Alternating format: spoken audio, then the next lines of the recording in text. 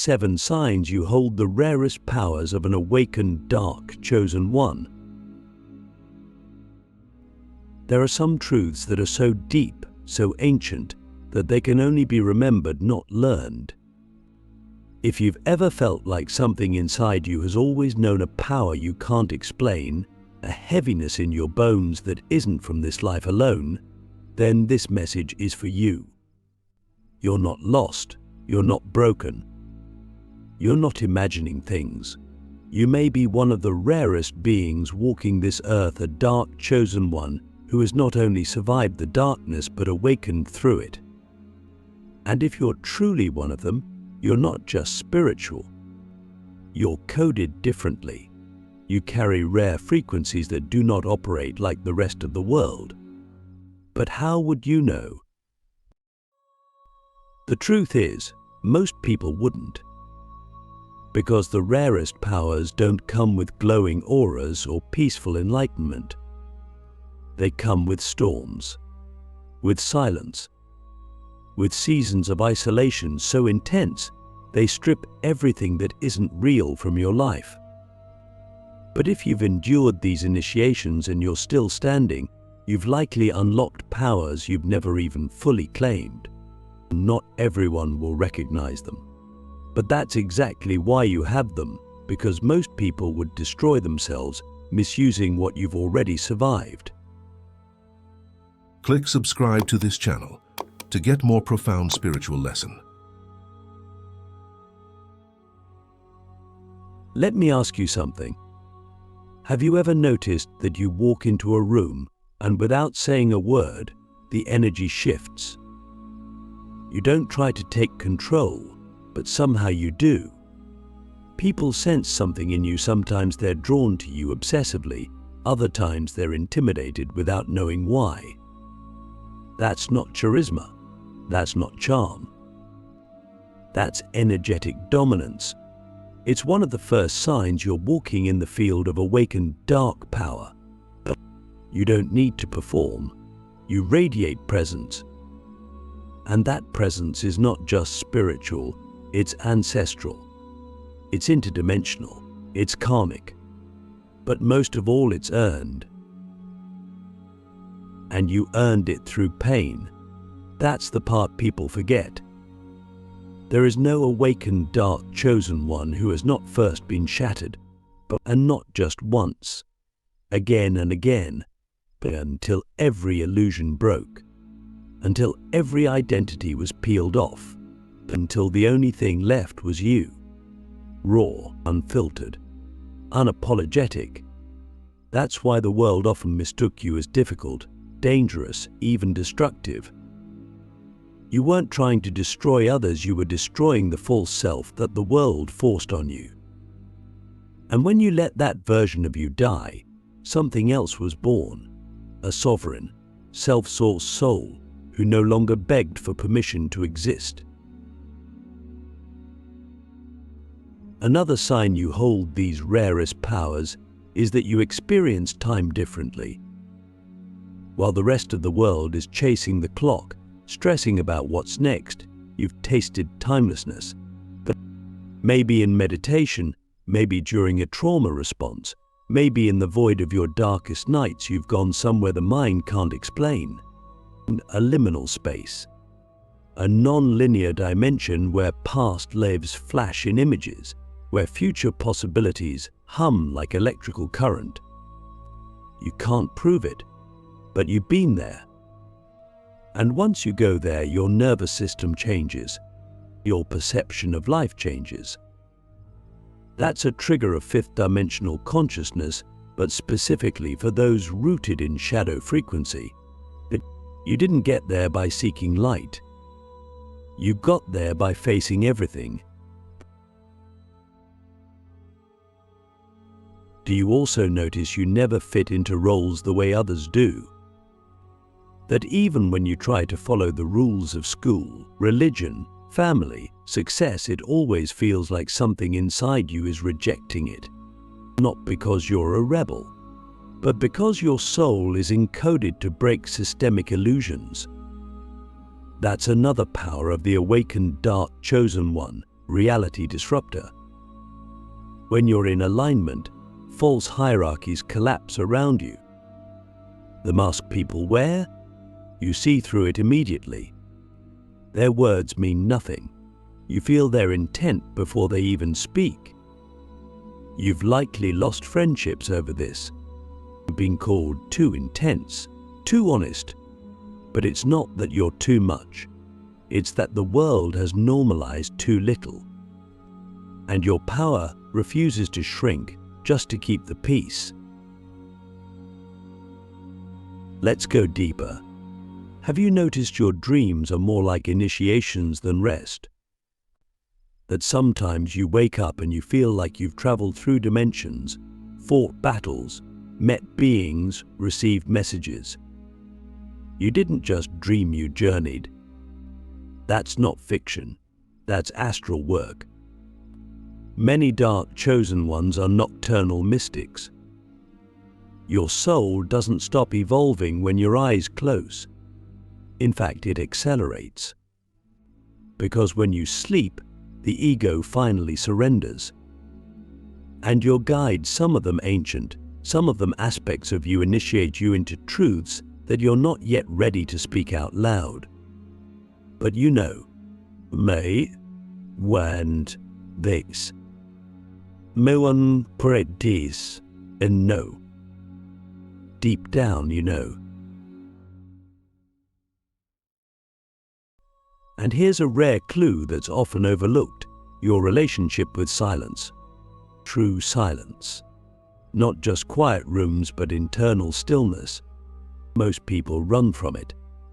But you've stared into it, sat in it, sometimes cried in it, sometimes laughed in it. And that silence showed you things. Not words, but transmissions, downloads, codes. A knowing that didn't come from a book, didn't come from a teacher, didn't even come from a past experience. It just was. That's quantum memory. And only those whose nervous system has been torn apart and rebuilt in the void can hold it. But if that's you, if silence teaches you more than language ever could, then you've been marked. And you've been initiated. But none of these signs make sense unless you've also experienced this final one for now, the return. The moment when you realize you're no longer trying to escape your past, your pain, your darkness. You're not trying to heal it away, cleanse it, or transcend it. You're reintegrating it. You're walking back into the very fires that once burned you, but this time you walk in as the flame. That's when you know your powers aren't theories.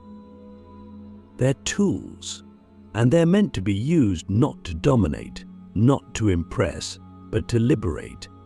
First yourself, then others. So I ask you this: if you truly knew that your greatest powers come from what broke you, would you still curse the pain? Or would you finally thank it? Because when you can thank the wound, you've claimed the weapon. And when you can hold your shadow without shame, you've stepped fully into your rarest power. Now that you see the signs, what will you do with them? The power you can't share, why the universe doesn't let you reveal everything you know. There comes a point in every dark chosen one's journey where silence is no longer just sacred, it becomes necessary. Not because you've lost your voice, but because you've gained a power that language can't hold. You begin to understand that not every truth is meant to be spoken, and not every insight is meant to be shared.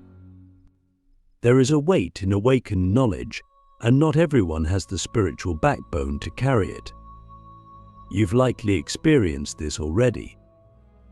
You try to explain what you've seen, what you feel pulsing inside you, but the words get stuck in your mouth or fall flat in their ears. You see their eyes glaze over, or worse, they laugh. And in that moment, Something ancient inside you says, this power is not for them, but not yet. This is not arrogance.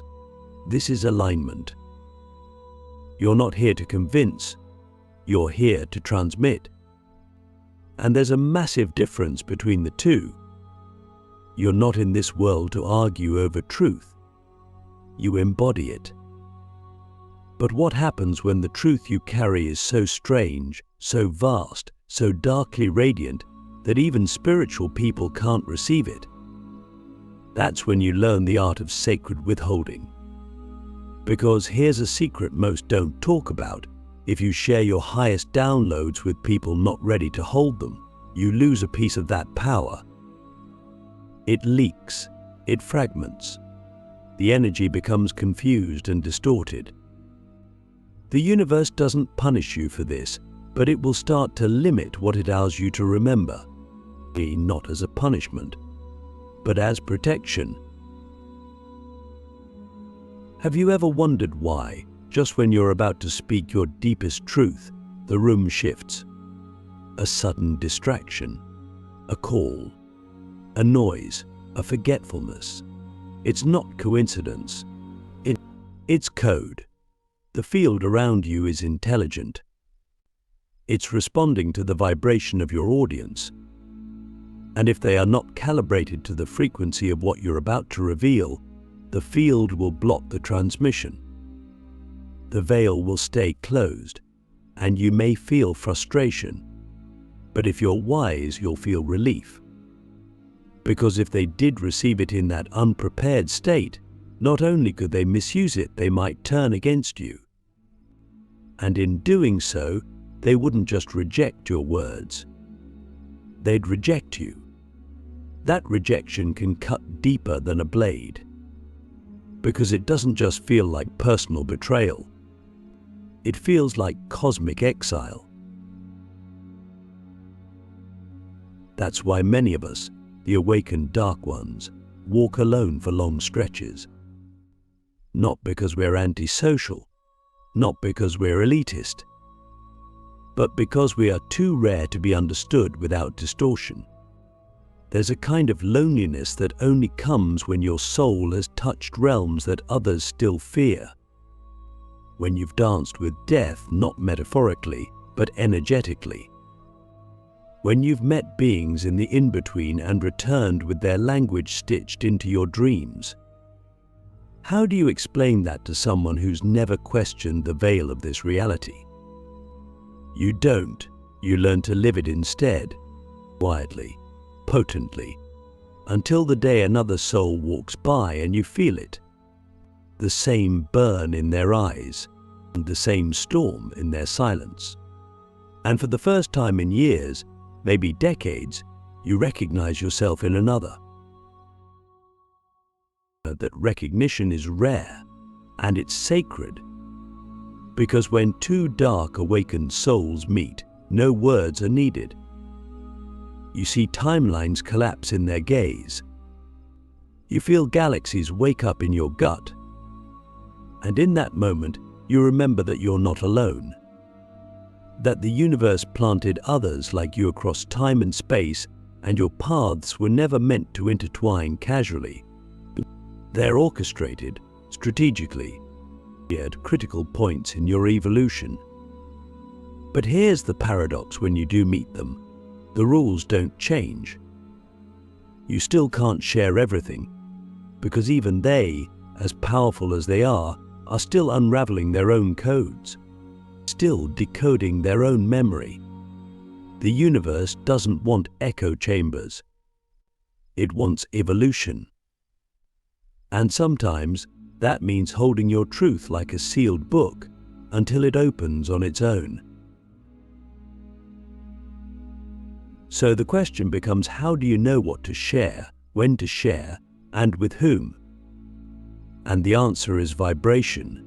Your intuition is not a feeling, it's a radar. It scans, it pulses, it adjusts. If your body tenses when you try to speak something sacred, listen. That's your nervous system intercepting a misalignment. If your chest burns with a sudden pressure, pause. That's your guide stepping in to redirect the energy. We must remember the rarest powers are not flashy. They are precise, they are elegant, and they are encrypted with universal responsibility.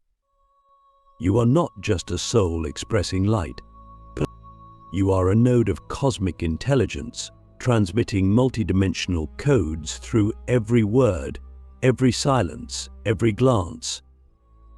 That's not dramatic, that's reality for us. So I ask you this: how much truth are you carrying that you've never spoken aloud? And why do you think that is? What would happen if you did speak it? Would the people you love still love you? Would they still see you? Or would they recoil, not because of you, but because they saw themselves in your reflection? These are questions only you can answer, but don't rush to solve them. Let them stir. Let them echo in your bones. Because sometimes the greatest awakening is not in what you say, but in what you finally decide not to say. When pain becomes power, the dark alchemy of the chosen. There is a moment in your journey when you realize pain is no longer your enemy, it's your teacher, your fuel, your transformation chamber. For dark chosen ones, pain doesn't just come from outside, it comes from within. From being born into environments that tried to smother your light before you even learned how to use it. Betrayal so deep, it didn't just hurt, it reprogrammed your DNA. And from loneliness that didn't just isolate you, it reconstructed you. And what the world called trauma, your soul now understands as alchemy. Because here's the terrifying and beautiful truth: your deepest wounds were never meant to destroy you. They were coded doorways into your rarest powers.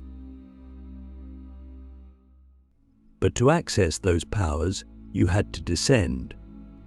And that descent wasn't graceful.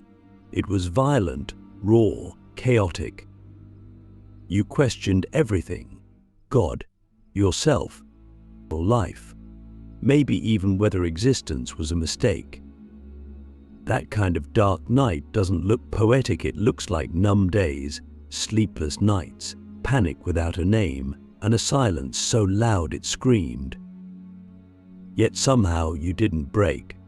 Or maybe you did, but not in the way the world thinks. You didn't fall apart. You fell through illusions, through identities, and through everything you were told you had to be, just to be loved. What emerged was not a polished, perfect version of you. It was primal, unapologetic. You stopped trying to be good and started trying to be real. And that shift is everything. It is the moment when pain transforms from a curse into a gift, from a weight into a key. And this key unlocks something ancient, your dark spiritual intelligence. This isn't about shadow work as a buzzword, it's about living in the shadow, walking it, breathing it, and surviving it without becoming it. That's where real power is born. Now let me tell you something few dare to say: pain doesn't make you wise. What you do with it does. There are many who suffer, but few who alchemize. But alchemy is not bypassing pain, it's confronting it without flinching. But it's asking, why did this happen for me, not to me? And then waiting. Listening. Watching as the answer forms, not in words, but in how your life begins to shift when you stop fighting the dark and start integrating it. We, the dark chosen ones, weren't given pain as punishment. We were given it as raw material. What others call breakdown, we call transmutation. What others run from, we walk into. That's what makes us rare. That's what makes us dangerous in the best way possible, because we're not afraid to sit in discomfort. We're not afraid to look into the mirror and face the thing no one else will touch. And we don't need to be healed to be powerful. Our power is the healing. The moment we stop hiding our brokenness is the moment it stops controlling us. And then we become indestructible, not because we're untouched by pain, but because we use it. Think about it. What if the very thing that almost killed your spirit is the exact energy source that now fuels your purpose? What if the betrayal wasn't just a betrayal but a sacred severing? What if the isolation wasn't rejection but a recalibration of your field, so that only those who match your new vibration can find you? Do you see how pain doesn't just happen? It orchestrates. It teaches. But only if you're willing to stop running from it and start listening to what it's saying. Here's a question. When was the last time you thanked your pain, not just survived it, not just analyzed it, but truly honored it like a sacred rite of passage?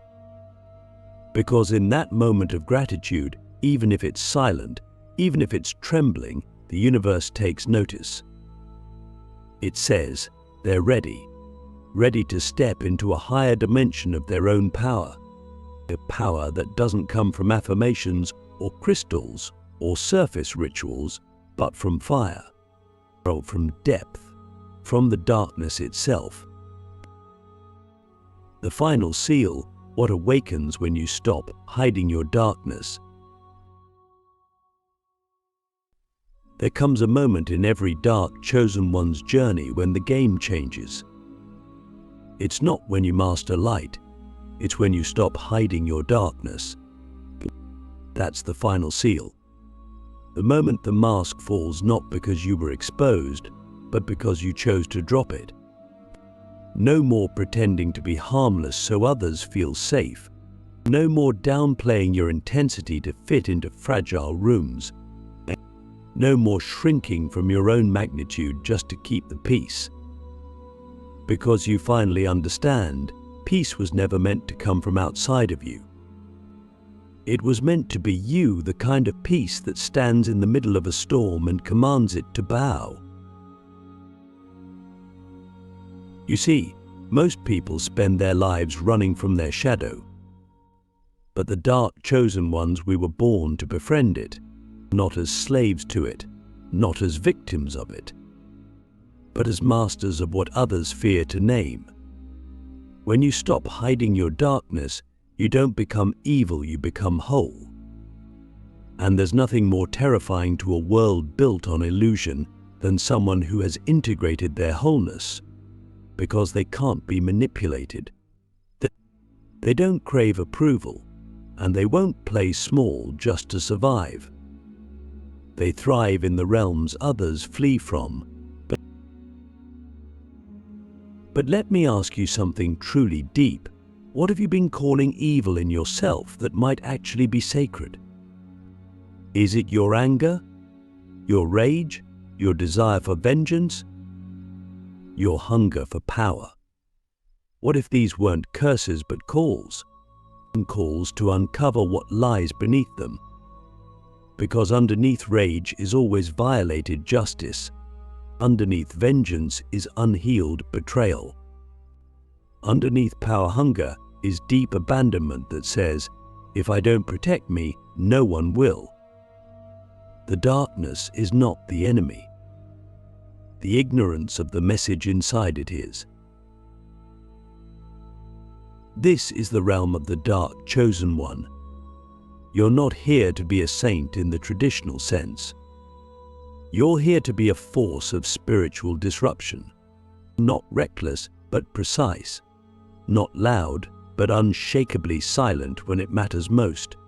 But you were given your rare powers not to dominate, but to balance the chaos and lies of a system that fears truth. That's why you felt watched. That's why life has thrown you through pain loops most couldn't imagine. Because someone somewhere knows if you fully step into what you are, systems will collapse.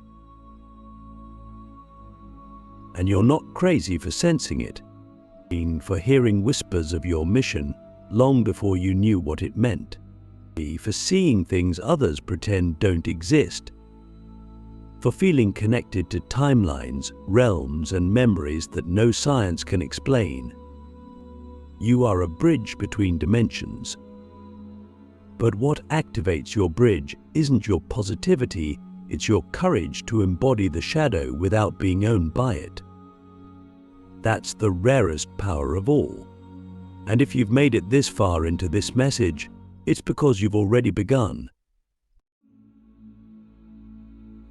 Now the question is, will you complete it? Completion doesn't mean reaching perfection. It means claiming permission. Permission to be all that you are: rage, love, silence, fire, creation, and destruction in one breath. A permission to walk away from people who only liked the healed version of you, but couldn't handle your evolution. Permission to trust your instincts, even when they defy logic. Permission to know without proof. To burn bridges without guilt. To protect your power like a sacred dragon guarding ancient scrolls. Because your power is ancient, and your soul remembers. You were never here for a soft path. That's why soft teachings didn't work on you. You tried the affirmations, you tried the positive vibes. You tried suppressing your shadow in hopes that love would just raise your frequency. But love alone doesn't raise a dark, chosen one. Truth does. And truth is brutal. Truth is surgical. Truth slices away every lie you believed about being too much, too broken, too intense, too angry, too complex. Because what you were told was too much was actually the exact amount needed to break through veils of illusion others couldn't even see. When you stop hiding your darkness, your field changes. You attract differently, not more but rarer. You repel cowards. You magnetize warriors. And even your silence becomes a command. You don't even have to do much anymore. Your presence alone realigns timelines. But that's why some people suddenly get sick when they're around you. That's why rooms feel like they bend when you walk in. That's why lovers get obsessed, mentors feel intimidated, and strangers confess things they've never told anyone. Because your aura holds the codes of centuries of darkness endured and not destroyed by it. That energy is rare. That energy is real. And the moment you own it, the seal unlocks. So what now? Now, you live differently. You choose your battles with surgical precision. You don't waste words. You don't seek followers, you build frequency. You don't respond to every attack, your vibration handles it. You don't fear loneliness, you initiate in it.